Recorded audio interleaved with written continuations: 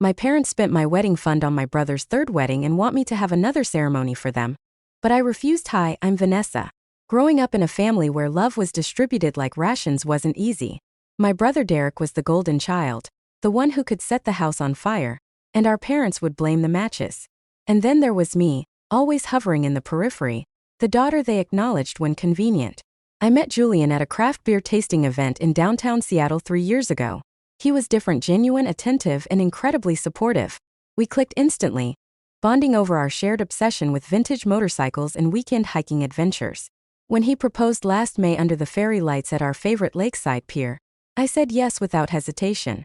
We were ecstatic, dreaming of a beautiful winter wedding with evergreen garlands and hot cocoa bars.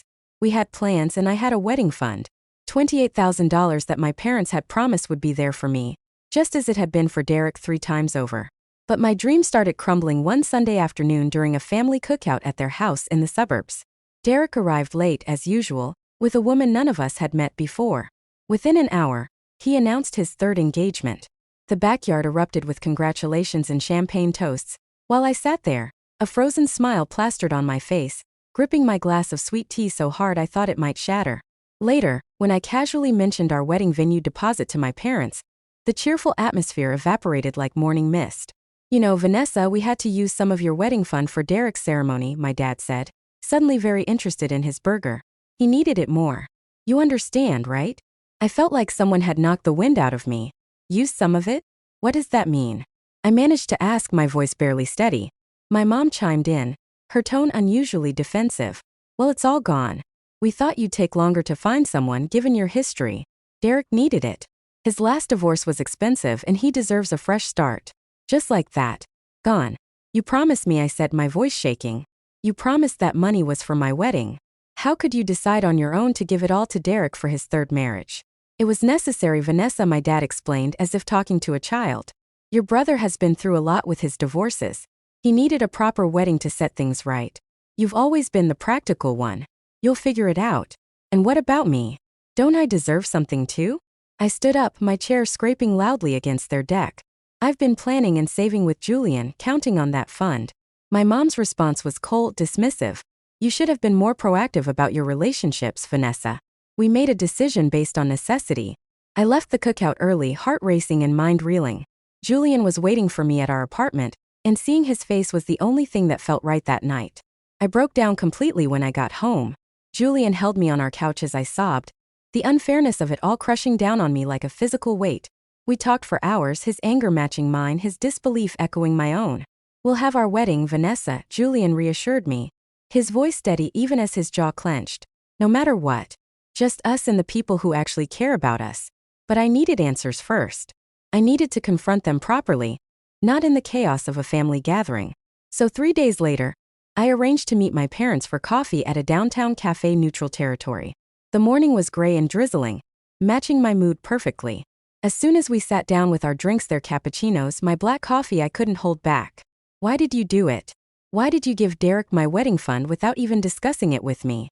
My dad sighed, rubbing his temples like I was giving him a headache. We thought we were making the right choice.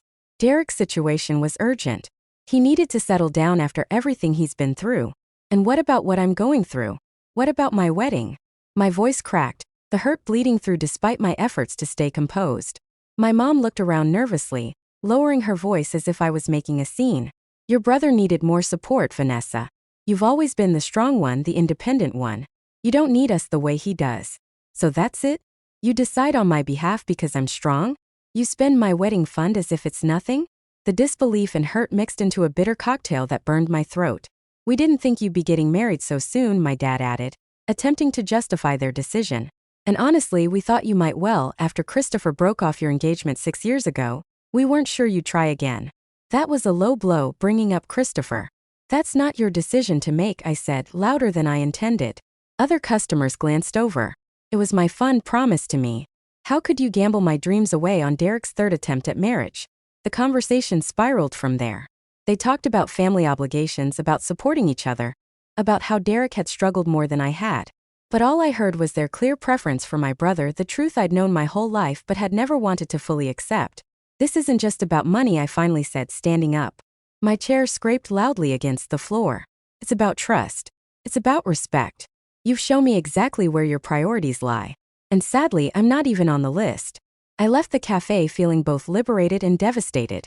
The confrontation had laid everything bare. My parents had chosen Derek over me without remorse, without even a genuine apology. That night, lying awake next to Julian in our small bedroom, a sense of resolve settled over me. My parents had made their choice. Now I was making mine. They would not dictate my happiness.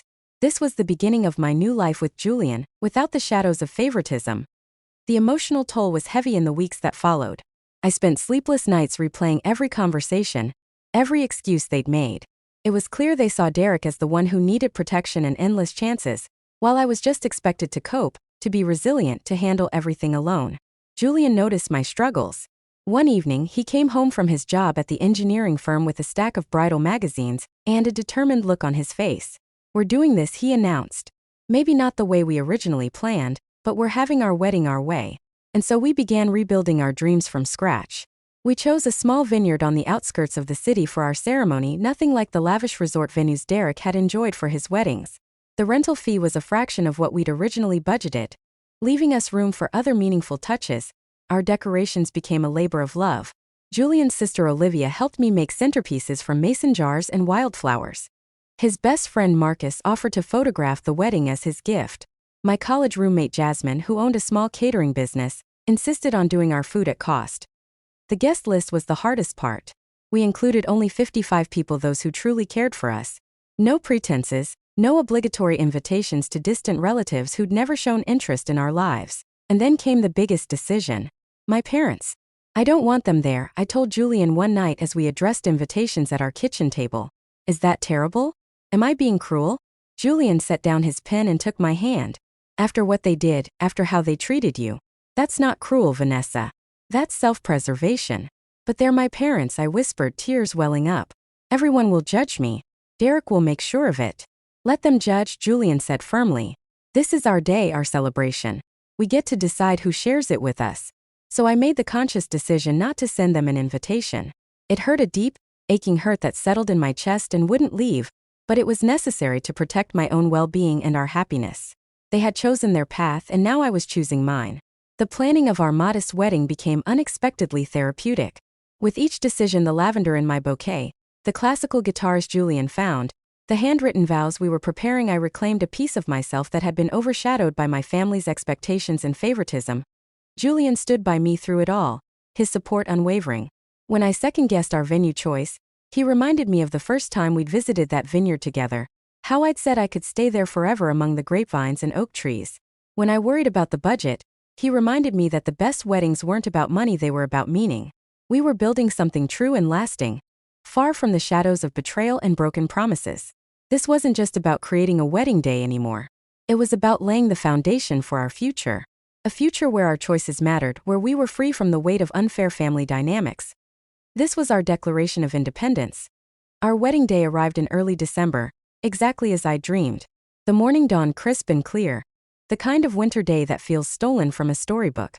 The vineyard was bathed in soft sunlight, the air fragrant with pine and the earthy scent of dormant vines. It was simple, nothing like the elaborate affairs Derek had staged, but it was absolutely perfect for us.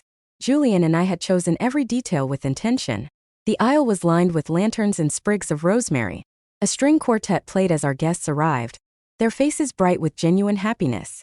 There were no massive floral arrangements, no ice sculptures, no unnecessary extravagance, just beauty in its most honest form. Olivia helped me into my dress, a simple ivory gown I'd found at a vintage boutique for $350. As I looked at myself in the vineyard's small cottage mirror, I realized I'd never felt more like myself. "You're radiant," Olivia said, adjusting my flower crown. "And you're doing this for all the right reasons." Walking down that aisle with Julian's father, who'd insisted on the honor when he learned my own dad wouldn't be there, I felt my heart swell. Julian's face when he saw me told me everything I needed to know. We were doing this right. We were doing this for us. Our vows were promises of partnership and unconditional support, spoken from the heart with tears and laughter mixed together. When we kissed, the applause from our small gathering felt like the sweetest music I'd ever heard. The reception was an intimate celebration. We'd rented the vineyard's pavilion, decorating it with string lights and more wildflowers. Jasmine's food, a rustic Italian feast with handmade pasta, and roasted vegetables was better than any expensive wedding meal I'd ever tasted. We danced, we laughed, we shared stories with people who genuinely loved us. Julian's toast made everyone cry. Vanessa taught me that family isn't just about blood. It's about who shows up, who supports you, who celebrates your happiness without conditions. Everyone here today is our real family. Later that evening, as we shared our wedding photos on social media, the reactions poured in. Friends and distant relatives congratulated us, commenting on how happy we looked, how beautiful everything was, how you could feel the love in every picture. But not everyone was pleased. Within an hour, my phone started buzzing with texts from my parents. I'd blocked their regular numbers, but they'd found ways around it, messaging through Facebook, Instagram, even LinkedIn. How could you not invite us to your own wedding? My mother's message read, dripping with indignation. After everything we've done for you, we raised you, Vanessa. We gave you everything. My father's response was colder, more cutting. Ungrateful doesn't even begin to describe this. After all the years of support, all the sacrifices we made, clearly you've chosen your path. Don't expect us to be there when you need us. Derek chimed in too, his message more aggressive. You embarrassed our whole family. Everyone's asking why mom and dad weren't at your wedding. Thanks for making them look like terrible parents. The messages were a jarring intrusion into our perfect day. Julian and I tried to ignore the messages and enjoy our honeymoon weekend at a cabin in the Cascade Mountains. But the barrage didn't stop. Extended family members I barely knew started reaching out, questioning why I'd excluded my parents, hinting at the importance of family unity, suggesting I'd made a mistake. Your mom is devastated, my Aunt Catherine wrote. She cries every day. How could you hurt her like this? Derek's wife number 3, whose name I could barely remember, sent me a long message about forgiveness and family values. The irony wasn't lost on me, but I held firm, supported by Julian and those who understood. We'd made our decision, and it had been the right one. Our wedding had been exactly what we needed, free from tension, free from the weight of their expectations. Then 3 weeks later, the phone calls started. I'd blocked my parents' main numbers, but my mother called from my aunt's phone one afternoon while I was at work. I answered, thinking it was actually my aunt. Vanessa, please just listen, my mom said before I could hang up. Your father and I have been thinking. It's not right what happened. You deserve better. We want to throw you a proper wedding, a big one, where we can invite all our friends and family. Our treat, of course. I moved into an empty conference room for privacy. Mom, Julian and I are already married. We had our wedding, the one we wanted. But that was just a tiny thing, honey, she pressed, her voice taking on that familiar manipulative sweetness. We're talking about something significant, a real celebration. Think about your father, how much it would mean to him to walk you down the aisle. He had that chance. You both did. You chose differently. That's when my father took the phone. His voice unusually weak. Vanessa, I've been feeling very unwell lately. The doctor mentioned stress could be aggravating my heart condition. Not seeing you get married properly, not being part of your big day, it's taking a real toll on my health. The guilt trip was so transparent it almost made me laugh. Almost. This was their signature move. The same tactic they'd used my entire life to manipulate me into compliance. Dad, I'm sorry you're not feeling well. But our wedding has already happened. It was real and meaningful to us. You choosing not to support us beforehand doesn't give you the right to demand a do-over now. There was a heavy pause. Then my mother's voice returned, sharper this time, the sweetness completely gone. You're being incredibly selfish, Vanessa. After everything we've done for you, all the sacrifices we've made, this is how you repay us. By embarrassing us in front of our entire social circle? The old Vanessa might have caved, might have apologized and tried to mend things. But I had grown, fortified by Julian's love and the support of people who genuinely cared about me. No, Mom. What's embarrassing is using your daughter's wedding fund for your son's third marriage without a second thought. Julian and I are happy with how we celebrated our love. That's all that matters. I hung up, my hands shaking, but my resolve stronger than ever. The call ended abruptly, my mother's indignant gasp cut off mid-breath. I knew this wouldn't be the end of it, but I felt a strength within me I'd never experienced before. I wasn't the same person who'd once feared their disapproval, who'd bent herself into uncomfortable shapes trying to earn their love. Julian was waiting for me when I got home. Takeout Thai food spread across our small dining table. One look at my face told him everything. They called? He asked. I nodded, sinking into a chair. They want to throw us another wedding, a proper one for them and their friends. You've got to be kidding me. I wish I were. And Dad's apparently dying now. Heart condition. Stress from not being at my wedding. Julian snorted. The same heart condition he's had for 20 years without it ever being a problem? The one that didn't stop him from running that half marathon last year? Despite everything, I smiled. Julian saw through their manipulation as clearly as I now did. But they weren't finished. 3 days later, an envelope arrived in our mailbox, official looking, with my parents' attorney's return address embossed in the corner. My hands shook as I opened it. Inside was an invoice. Line by line, it detailed every expense my parents had ever incurred on my behalf. Private school tuition from grades 10 through 12. College textbook expenses. My car insurance from ages 16 to 23. The security deposit for my first apartment. Even a loan of $250 from 8 years ago that I'd honestly forgotten about. At the bottom, a subtotal. $134,612. Below that, a note in my father's handwriting: since you've chosen to exclude us from your life and show such disrespect for our family, we believe it's only fair that you assume these costs. Payment plans available upon request. I read it 3 times, certain I was misunderstanding. Julian came up behind me, reading over my shoulder. Are they serious? He asked, his voice caught between disbelief and anger. Is this even legal? It's manipulation, I said, a strange calm washing over me. It's just another tactic. They can't control me, so they're trying to scare me. I took a photo of the invoice and the note, forwarded it to the few family members I still trusted, and then I did something that felt both terrifying and necessary. I ripped the papers in half, then quarters, then eighths, until they were confetti on our kitchen floor. That night I drafted an email. It took me 3 hours and 7 revisions, but when I finally sent it, the message was clear and firm. I outlined their lack of respect for my autonomy. I detailed their continuous attempts to manipulate my emotions and control my decisions. I explained that their treatment of me versus Derek had damaged me deeply, and that I could no longer allow that toxicity in my life. I stated that Julian and I deserved peace, respect, and space to build our own future. And then the hardest line to write: please do not contact me again. I hit send and immediately felt a surge of freedom mixed with inevitable sadness. The weeks following that email were filled with a profound, liberating silence. I blocked their numbers, their email addresses, and all social media connections. It was drastic but necessary, a line drawn in the sand that marked the beginning of a truly independent life.